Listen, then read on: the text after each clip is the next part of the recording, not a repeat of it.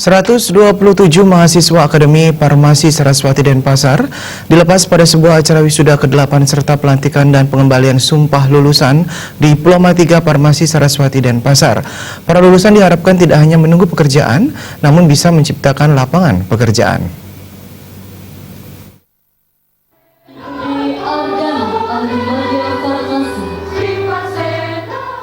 Direktur Akademi Farmasi Saraswati Denpasar, Imade Agus Sunadiputra mengatakan pada upacara wisuda diikuti oleh 127 orang wisudawan dan total lulusan hingga saat ini sebanyak 681 lulusan. Hampir seluruh alumni Akademi Farmasi Saraswati Denpasar telah bekerja dan beberapa di antara calon wisudawan ke-8 telah bekerja sebelum mereka lulus. Hal ini menunjukkan kepercayaan pengguna lulusan terhadap kualitas lulusan sangat tinggi dan tentunya tidak membuat Akademi Farmasi Saraswati Denpasar berhenti untuk berinovasi dan memperbaiki kualitas. Namun terus sejalan dengan perkembangan zaman dan teknologi, pihak kampus telah mempersiapkan diri untuk mengajukan akreditasi institusi perguruan tinggi di tahun 2019 dengan melaksanakan review kurikulum yang mengacu pada KKNI dan mengundang alumni, stakeholder pengguna lulusan dan PAVI. Selain itu dilakukan sistem penjaminan mutu internal SPMI melalui penguatan peran Badan Penjaminan Mutu BPM.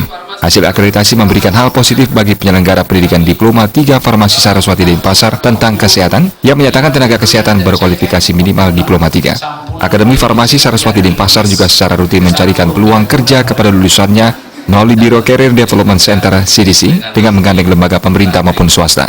Saudara-saudara sebagai tenaga teknis kefarmasian senantiasa bersama.